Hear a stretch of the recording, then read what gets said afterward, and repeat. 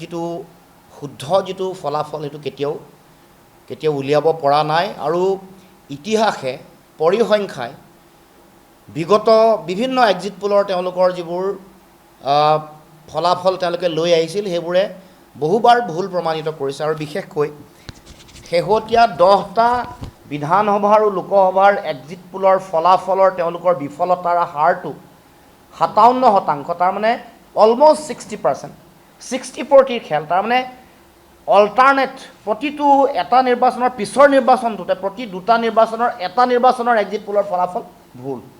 সেইটো মই কোৱা নাই, তথ্যই কৈছে। আৰু এই গোটেই এক্সিট পোলৰ মূল উদ্দেশ্যটোৱে থাকে ৰাজনৈতিক এজেণ্ডা ফিট হৈ থাকে তেওঁলোকৰ ৰাজনৈতিক কিছুমান তেওঁলোকৰ দলক তেওঁলোকে নিজে ইয়াৰ যোগেদি প্ৰভাৱিত কৰিব খোজে। মানে এই ফলাফলৰ যোগেদি তেওঁলোকৰ কেইবাটাও এজেণ্ডা ৰাজনৈতিক এজেণ্ডা ফুলফিল কৰিব খোজে, কাৰণ অৱত দিনে তেওঁলোকৰ লগত সম্পৰ্ক ব্যৱসায়িক মানে টকা পইচাৰ সম্পৰ্ক, দ্বিতীয়তে এটা নেৰেটিভ সৃষ্টি কৰি বাণিজ্যিক TRP ৰিলেটেড যিবোৰ কথা বতৰা এনেকুৱা ধৰণৰ গোটেই কথা বতৰাবোৰৰ লগত জড়িত হৈ আছে। গতিকে এই এক্সিট পোলে এইবাৰ মই ভাবোঁ যে অসমৰ জনগণক বিভ্ৰান্ত কৰিবৰ কাৰণে চিন্তা চৰ্চা কৰিছে আৰু এই এক্সিট পোলৰ যোগেদি অসমৰ ৰাইজক প্ৰতাৰণা কৰিব খুজিছে। কাৰণ এইবাৰ আপোনালোকে সকলোৱে নিজে গম পাইছে যে আটাইতকৈ বেছি নীৰৱ যিসকল ভোটাৰ তেওঁলোকৰ ভূমিকা আটাইতকৈ বেছি।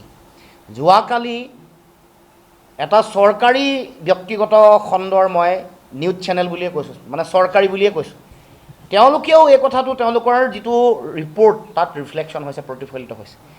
30টা চিটত যেতিয়া তেওঁলোকে 50-50 কৰিছে, তাৰমানে ধৰি লওক আমি আৰু লগত কেইটামান যোগ কৰিবলৈ দিম, তেওঁলোকক আজি ক'ম যে আৰু কেইটামান আপোনালোকৰ নিজৰ মানুহ আছে কাৰণে বায়াছ হৈ কৰিছে, নিজৰ মানুহবোৰক বাদ দি বেলেগবোৰক 50-50 কৰিছে, এইবোৰো আজি যোগ কৰি ল'ব, মই দি দিম তালিকাখন। এতিয়া দ্বিতীয় কথাটো হ'ল যে বিপথে পৰিচালিত কৰিব খুজিছে, কাৰণ ইতিমধ্যে সাধাৰণ সম্পাদকে ক'বৰ দৰে প্ৰথম আমাৰ যিসকল কাউণ্টিং এজেণ্ট আছে তেওঁলোকৰ মনোবলটো যাতে দুৰ্বল কৰে, তেওঁলোক যাতে বিভ্ৰান্ত হয় আৰম্ভণিতে, চাইক'লজিকেল ডিছএডভান্টেজটো তেওঁলোকে যেতিয়া সোমাই যাওঁতে যাতে তেওঁলোকৰ মাজত এই প্ৰভাৱটো পৰে, মনোবৈজ্ঞানিক দবাৱটো আৰম্ভণিতে যাতে থাকে। আৰু এইকেইটা দিন অহা যিকেইটা দিন আছে অহা 4 তাৰিখলৈকে এই দিনকেইটাত যাতে দলৰ কৰ্মকৰ্তা নেতা বিষয়ববীয়াসকলৰ মাজত যাতে এটা নেতিবাচক ব্যাপক যাতে এটা প্ৰভাৱ পৰে, তাক লক্ষ্য কৰি এই কামটো কৰা হৈছে। দ্বিতীয় কামটো, এই কামটোৰ যোগেদি বিষয়া যিসকল কৰ্মচাৰী আছে তেওঁলোককো প্ৰভাৱিত, কাৰণ যিহেতু নেক টু নেক ফাইট হ'ব, ক্ল'জ কণ্টেষ্ট খুব বেছি হ'ব। আপোনালোকে খবৰ ল'ব বিভিন্ন সূত্ৰত এইবাৰ 20ৰ পৰা 30টা এনেকুৱা সমষ্টি আছে য'ত সাংঘাতিক ক্ল'জ কম্পিটিশ্যন হৈছে, অতি বেছি ক্ল'জ কম্পিটিশ্যন হৈছে। গতিকে ক্ল'জ কম্পিটিশ্যন যেতিয়াই খুব ব্যাপক মানে সাংঘাতিক প্ৰতিদ্বন্দ্বিতা হ'ব, তেতিয়া জানিব যে গোটেই ফলাফলৰ হিচাপ নিকাচ আপোনাৰ কম ভোটৰ ব্যৱধানত হয়। গতিকে সেইটোৰ সময়ত যোৱা 2টা দিনমানৰ আগত আমি দেখিলোঁ যে আমাৰ যিগৰাকী নিৰ্বাচনী বিষয়া তেওঁ ৰিকাউণ্টিঙৰ কথাটো তেওঁ ৰিটাৰেট কৰিছে, যিটো কোৱাৰ প্ৰয়োজন নাই। এজ পাৰ ইলেকশ্যন কমিশ্যনৰ ৰেগুলেশ্যন এই কথাটো আছে, কেনেকৈ ৰিকাউণ্টিং হ'ব, কেনেকৈ ৰিকাউণ্টিং কৰিবলৈ এপিল কৰিব লাগে, এইটো এটা নৰ্মেল প্ৰচেছ, এটা কণ্টিনিউৱাছ প্ৰচেছ চলি আছে ইলেকশ্যন কমিশ্যনৰ তেওঁলোকৰ যিটো নীতি নিয়ম মতে হয়। এই যে কথাটো ক'লে এই কথাই প্ৰমাণ কৰিছে, এইটো ৰিফ্লেকশ্যন হয় যে এবাৰ খুব সাংঘাতিক ক্ল'জ কণ্টেষ্ট হৈছে। এতিয়া আহোঁ যে ইতিহাস সাক্ষী বিভিন্ন সময়ত এই এক্সিট পোলে যিবোৰ তথ্য পাতি দিছে সেই তথ্য পাতি যে ভুৱা আৰু ভ্ৰান্ত। এতিয়া বেছি দূৰলৈ আপোনালোকে যাব নালাগে, 2024 চনৰ লোকসভা নিৰ্বাচনত ইছ বাৰ 400 পাৰ, এই যিটো নেৰেটিভ এই নেৰেটিভটোক ফ'ল' কৰি গোটেই এক্সিট পোল দিছিলে। আৰু অসমত আটাইতকৈ প্ৰথমে দিয়া উৎপাত কৰি থকা যিটো এজেঞ্চি হয় তেওঁলোকৰ নাম সম্ভৱতঃ আটাইতকৈ প্ৰথমে দিছে axis my India exit pole. আটাইতকৈ যিটো বুলিছ প্ৰেডিকশ্যন যোৱাবাৰ কৰিছে সেইটো হৈ গ'ল my India exit pole, axis my India. তেওঁলোকে 361ৰ পৰা 401 দিছিলে। মই দেখুৱাই দিছোঁ আপোনালোকক, মই ইণ্টাৰনেট চাই খুচৰি উলিয়াই ল'লোঁ আটাইতকৈ, আৰু লিখিছেও আটাইতকৈ বুলিছ প্ৰেডিকশ্যন কৰিছে, যিটোৱে প্ৰথম উৎপাত লগাই আছে, কাৰণ চাগে অলপ বেছি ৰকম বেছি পালে নেকি তেওঁলোকে, উৎপাতটো বেছি লগাই প্ৰথমে দিছে আৰু 361ৰ পৰা 401 দিছে। আৰু কিমান শেষত ফলাফল আপোনালোকৰ হাতত কিমান আহিলে?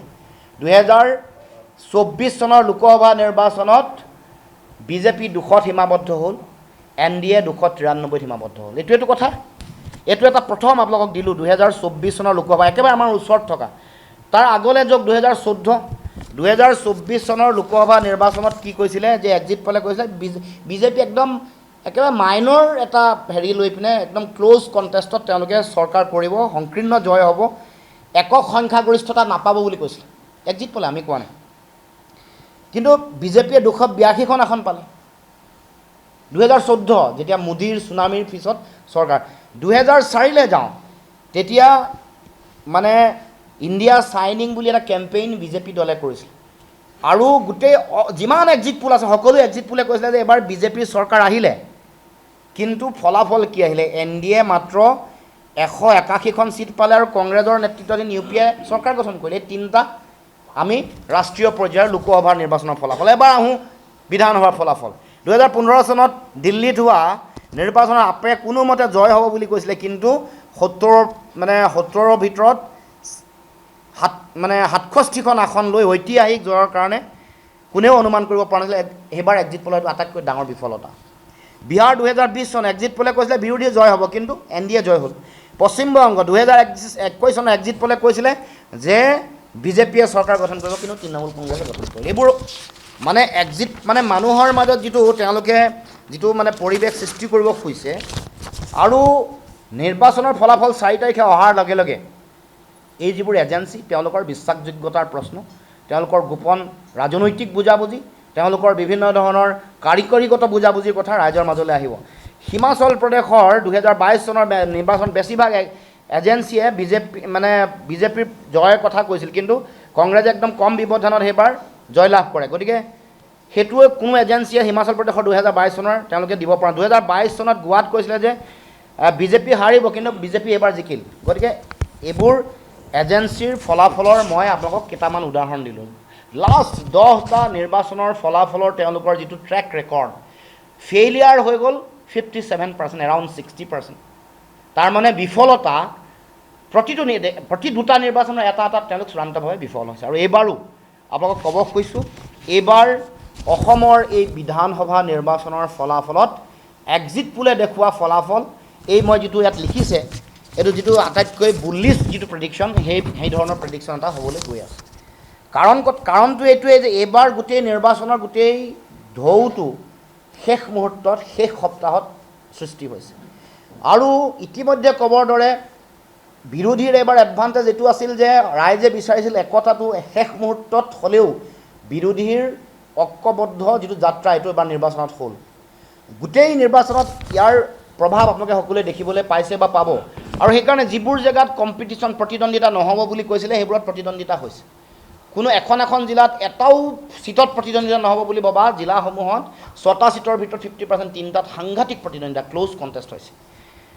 গতিকে এতিয়া তাৰ লগে লগে এইবাৰ আপোনালোকে এই শেহতীয়াকৈ চিপৰাং মৰা ৰাজনীতিৰ কথা, বিশ্বাসঘাতকতা কৰাৰ কথা, কোনোবাই তেওঁলোকক বিজেপি, তেওঁলোকৰ মানুহবোৰে তেওঁলোকক বিভিন্ন ধৰণে চিপৰাং মৰাৰ কথা তেওঁলোকৰ মানুহে কৈ আছে। ফেচবুক, ছ'চিয়েল মিডিয়া বা যিটো মাছ মিডিয়া, তাতো এই কথাবোৰ প্ৰকাশ হৈছে। তেওঁলোকৰ সভাপতিয়ে জোৰ কৰি এই কথাটো বন্ধ কৰিব লগা হৈছে। তাৰমানে তেওঁলোকৰ ভোট বিভাজিত হৈছে। তেওঁলোকৰ ভোটৰ এইবাৰ তেওঁলোকৰ চিপৰাং মৰা পাৰ্টীৰ অভাৱ নাই। দ্বিতীয়তে এইবাৰ 70 লাখ নতুন প্ৰজন্মৰ ভোটাৰে এইবাৰ ভোটদান কৰিছে। এইবাৰ চাইলেণ্ট ভোটাৰ আটাইতকৈ বেছি। সেইকাৰণে বহুত সমষ্টিত জিকা নিজিকাৰ গোটেই কথাটো মানুহে প্ৰেডিক্ট কৰিব পৰা নাই। আৰু এই কথা বতৰাবোৰ বিগত সময়ছোৱাৰ এইবোৰ যিবোৰ ফেইলিয়াৰ যেতিয়া আগতে আপোনালোকে যেতিয়া বিভিন্ন গৱেষণা হৈছে, বিভিন্ন কাৰণত এইবোৰ যে এই গোটেই কথা বতৰাবোৰ কিয় ফেইল হয়, এই গোটেই কথাবোৰ যেতিয়া চাইছে, তাত কেইবাটাও কথা ইয়াত পেৰামিটাৰ আমি দেখিবলৈ পাইছোঁ, কেইবাটাও দৃষ্টিকোণ, কেইবাটাও বিষয় আমি ধৰা পৰিছে। ইয়াত এটা প্ৰথমটো হৈ গ'ল পলিটিকেল এজেণ্ডা থাকে। বহু টিভি চেনেলৰ গুডি মিডিয়া নামত, গুডি মিডিয়া ৰাষ্ট্ৰীয় পৰ্যায়ত তেওঁলোকৰ নিজা এজেণ্ডাত তেওঁলোকে কাম কৰে। গতিকে তেওঁলোকেও এনেকুৱা ধৰণৰ গোটেই কথা বতৰাবোৰত এটা পক্ষপাত দুষ্ট আচৰণ কৰে। কৰাৰ ফলত ৰাষ্ট্ৰীয় পৰ্যায়ত যেনেকৈ এইটো কথা হয়, তাৰ লগে লগে আমাৰ বিধানসভা নিৰ্বাচনসমূহতো তেওঁলোকে প্ৰচাৰ কৰি এই গোটেই বিষয়বোৰক বিভ্ৰান্তি সৃষ্টি কৰিব খোজে আৰু নিজৰ যিটো পলিটিকেল এজেণ্ডা তেওঁলোকে ফিট কৰিবলৈ চেষ্টা কৰে। তাৰ লগত বাণিজ্যিক স্বাৰ্থ আৰু বিজ্ঞাপনী চাপ, বিভিন্ন ধৰণৰ প্ৰেছাৰ থাকে, যিহেতু কৰ্পৰেট হাউচবোৰৰ লগত জড়িত আৰু বিভিন্ন চৰকাৰী খণ্ডৰ পইচা নোহোৱাকৈ বা ডাঙৰ যিবোৰ বহুজাতিক কোম্পানী, কৰ্পৰেটৰ বিজ্ঞাপন নোহোৱাকৈ বা লাইচেঞ্চ নৱীকৰণৰ ধৰণৰ বহুত কথা বিভিন্ন কথা আমাৰ যিসমূহ মিডিয়া মাছ মিডিয়াৰ লগত জড়িত হৈ আছে এই এনেকুৱা ধৰণৰ বহু কথাৰ কাৰণেও প্ৰভাৱিত হোৱা দেখিবলৈ পোৱা যায়। TRP আৰু ভিউৱাৰশ্বিপৰ এটা গুৰুত্বপূৰ্ণ ভূমিকা আছে। এইবোৰ কথা বতৰাও কেতিয়াবা এনেকুৱা ধৰণৰ যিবোৰ মানে কোনো ধৰণৰ পক্ষপাত নোহোৱা যিবোৰ কথা তাত সেন্সেশ্যন সৃষ্টি কৰিবৰ কাৰণে চাঞ্চল্য সৃষ্টি কৰিবৰ কাৰণে মানুহৰ মাজত TRPৰ এটা সৃষ্টি কৰিবৰ কাৰণে এনেকুৱা ধৰণৰ কথা এটা অভূতপূৰ্ব বিজয় যোৱাবাৰ যেনেকৈ ইছবাৰ চাৰ্চ অফ পাৰ বুলি যিটো তেওঁলোকে সাংঘাতিক এটা সুনামি বুলি এটা পৰিৱেশ সৃষ্টি কৰিছিলে এইবোৰ এটা ইয়াৰ লগত TRP আৰু ভিউৱাৰশ্বিপৰ সম্পৰ্ক জড়িত হৈ আছে। আৰু দ্বিতীয় 4 নম্বৰ কথাটো চেম্পল যেতিয়া কালেকশ্যন হয় যেতিয়া এক্সিট পোলটো লয় যেতিয়া ভোট দি ওলাই আহিব তাৰপিছত চেম্পল কালেকশ্যন। এতিয়া ভোট দি ওলাই অহাৰ পিছত এইটো এটা 24 ঘণ্টাৰ পৰিঘটনা মানে কি 12 ঘণ্টাৰ পৰিঘটনা। ভোট দি ওলাই অহাৰ পিছত 12 ঘণ্টাও মানে প্ৰক্ৰিয়াটো পুৱা 8 বজাৰ পৰা সন্ধিয়া 5 বা 6 বজালৈকে এইটো সম্পৰ্ক বা 7 বজালৈকে এইটো এটা ৰেঞ্জ যিটো সময়ত আপুনি চেম্পল কালেকশ্যন কৰিব লাগিব। চেম্পল কালেকশ্যন কৰি এতিয়া এটা বিধানসভাত 206টা বুথ থাকে। মোৰ বিধানসভা সমষ্টি 206টা বুথত চেম্পল কালেকশ্যন কৰিবৰ কাৰণে এই এজেঞ্চিবোৰে তেনেকুৱা যথোপযুক্ত ছাফিচিয়েণ্ট মানুহ দিয়ে নে নাই দিয়ে দিছেনে নাই দিয়ে। আৰু চেম্পল কালেকশ্যন কৰোঁতে যিটো মানে যিটো হেটাৰজিনিয়াছ পপুলেশ্যন যিটো বিভিন্ন ধৰণৰ গাঁৱৰ মানুহ অশিক্ষিত মানুহ শিক্ষিত ডেকা কাষ্ট কমিউনিটি এইবোৰৰ যিটো হেটাৰজিনিয়াছ পপুলেশ্যন কালেকশ্যন কৰা যিটো চিন্তা এইটো কৰি এক্সিকিউট কৰিব পাৰিছেনে সম্ভৱনে? কেৱল মাত্ৰ AI কলিং কৰি বহু দিনৰ আগৰ পৰা ডাটা এনালাইচিছ কৰি ডাটা ইণ্টাৰপ্ৰিটেশ্যন কৰি যোৱাবাৰ লোকসভাৰ নিৰ্বাচনৰ ডাটা ইণ্টাৰপ্ৰিটেশ্যন কৰি কেতিয়াও নিৰ্বাচনী ফলাফল উলিয়াব নোৱাৰে। গতিকে এইটো এটা চেম্পলিং যিটো বায়াছনেছ এইটো এটা গুৰুত্বপূৰ্ণ কথা। আৰু তৃতীয় কথাটো হ'ল যে এইবাৰ আমাৰ বিৰোধীৰ মিত্ৰ শক্তিসমূহৰ যিটো মানে অসমত যিমানবোৰ দল আছে আৰু প্ৰতিটো দলৰে বিভিন্ন ছিটসমূহত তেওঁলোকৰ মিত্ৰজোঁটসমূহৰ মাজত থকা একতা বা আমাৰ যিটো বৈচিত্ৰতা ইয়াক ৰিড কৰিব পৰা যিটো চেম্পলসমূহৰ পৰা ল'ব পৰা যিটো তেওঁলোকৰ কেপাচিটি এইটো কিমান দূৰ বিজ্ঞানসন্মতভাৱে ল'ব পাৰিছে এইটো এটা আমি আলোচনা কৰিব লগা বিষয়। গতিকে এতিয়া এক্সিট পোল যিবোৰে কৰে তেওঁলোকে এটা ইণ্ডাষ্ট্ৰীত পৰিণত হৈছে। যেতিয়া ইণ্ডাষ্ট্ৰী হ'ব উদ্যোগ হ'ব তেতিয়া তাৰ লগত লাভ লোকচান তাৰ লগত টকা পইচা এইবোৰৰ কথা জড়িত হৈ থাকে। গতিকে সকলো কথা আলোচনা বিলোচনা কৰি এটা কথা আপোনাক ক'ব খুজিছোঁ যে এইবাৰ এক্সিট পোলৰ বিৰুদ্ধে সিদ্ধান্ত হ'ব। এইবাৰ বিৰোধীৰ চৰকাৰ হ'ব আৰু এই কথা স্পষ্ট এটা যেন কালি আমাৰ বিভিন্ন মানুহে যিসকলে যিহেতু আমাৰ ৰাইজে গ্ৰাউণ্ডত ঘূৰি আছে সেইকাৰণে আমাৰ যিসকল মানুহে ইয়াত তেওঁলোকে এক্সিট পোল দিছে তেওঁলোকে কিন্তু এটা ধাৰণা তেওঁলোকে নিশ্চিতভাৱে কৰিব পাৰিছে। কোনোবা ABCD কোনোবা চেনেল হওক যোনে কৰিছে তেওঁলোকৰ ধাৰণাৰ লগত আমাৰ ধাৰণা ক'ৰবাত নহয় ক'ৰবাত অলপ চলপ হ'লেও মিল আমি দেখিবলৈ পাইছোঁ। ক'ৰবাত হয়তো আমাৰ মত পাৰ্থক্য আছে কিন্তু বেছিক আৰু ফাণ্ডামেণ্টেল যিটো কথা সেইটো আমি দেখিবলৈ পাইছোঁ যে এতিয়া কালি এটা TV চেনেল ন' ডাউট তেওঁলোক অকণমান চৰকাৰৰ লগত তেওঁলোক অকণমান সুসম্পৰ্ক আছে ক্ল'জ টু দ্য গভৰ্ণমেণ্ট কিন্তু তথাপি তেওঁলোকে 30টা সমষ্টিত ক্ল'জ ফাইট বুলি দিছে 50-50 বুলি দিছে।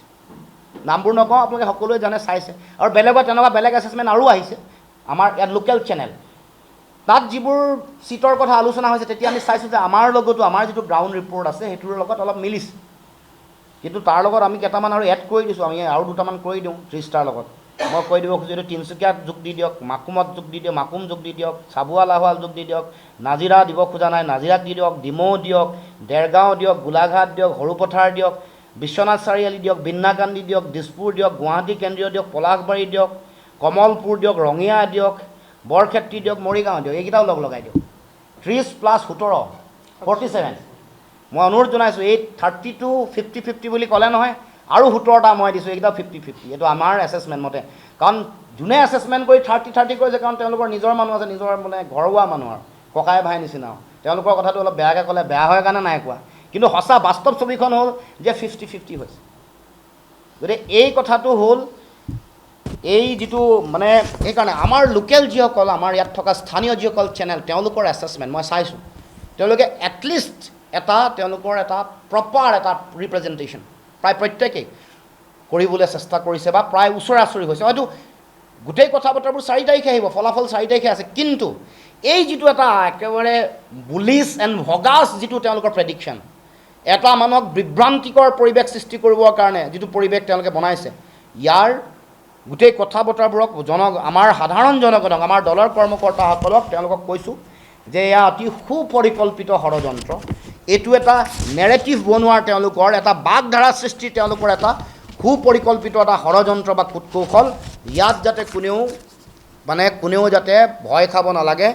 আৰু অহা 4 তাৰিখে ফলাফল আহিব, 4 তাৰিখে অহা 4 তাৰিখৰ নিৰ্বাচনী ফলাফলত বিৰোধীৰ চৰকাৰ হ'ব, এই কথা স্পষ্ট। এই ক্ষেত্ৰত ইতিমধ্যে 30টা যেতিয়া 30টালৈ 50-50 যেতিয়া গ'ল, তেতিয়া ধৰি লওক মই 17টা দিলোঁ 47-50-50 আৰু 19-20টাটো দিছেই জিকিব বুলি, 47 প্লাছ 20টাই ধৰি লওক 19 দিছে যদি মই ৰাউণ্ড আপ কৰিছোঁ 20 প্লাছ 47 67 তাতে চলি আছে। গতিকে এয়া হ'ল সাৰাংশ। গতিকে ৰাইজক ক'ব খোজোঁ যে এই যিটো এক্সিট পোলৰ নামত বিভিন্ন সময়ত অসমৰ ৰাইজক বা দেশৰ গোটেই এইটো এটা গণতান্ত্ৰিক গোটেই ব্যৱস্থাটোৰ প্ৰতি সংকট। কাৰণ এইটো এটা যদি ইণ্ডিপেণ্ডেণ্ট ছাৰ্ভে কৰি জনগণক যদি বিভ্ৰান্ত নকৰে সঁচা প্ৰতিচ্ছবি এখন দিলে হ'লে, তেতিয়াহ'লে নিশ্চিতভাৱে এনেকুৱা ধৰণৰ ছাৰ্ভে, এনেকুৱা ধৰণৰ কাম কাজৰ প্ৰয়োজনীয়তা বা গুৰুত্ব গণতন্ত্ৰত থাকিলে হ'লে। এতিয়াতো গণতান্ত্ৰিক ব্যৱস্থাটোৰ প্ৰতি প্ৰত্যাহ্বান, গণতান্ত্ৰিক ব্যৱস্থাটোৰ প্ৰতি ভাবুকি, এই এজেঞ্চিসমূহে নিজা এজেণ্ডা ফিট কৰি গুডি মিডিয়াৰ দৰে তেওঁলোকেও বিভিন্ন ধৰণৰ পলিটিকেল এজেণ্ডা লৈ তেওঁলোকে কাম কাজ কৰি আছে। অনাগত দিনসমূহত এইবোৰক খুব সূক্ষ্মভাৱে মনিটৰিং কৰা হ'ব আৰু দেশৰ গণতন্ত্ৰ সংকটত পেলোৱা এনেকুৱা ধৰণৰ কথা বতৰাৰ বিৰুদ্ধে আমি আমাৰ যিটো কৰিবলগীয়া যিটো দায়িত্ব, গণতান্ত্ৰিক দায়িত্ব, সেই দায়িত্ব পালন কৰিবলৈ আমি চিন্তা চৰ্চা কৰিম। এতিয়া এই যি আমি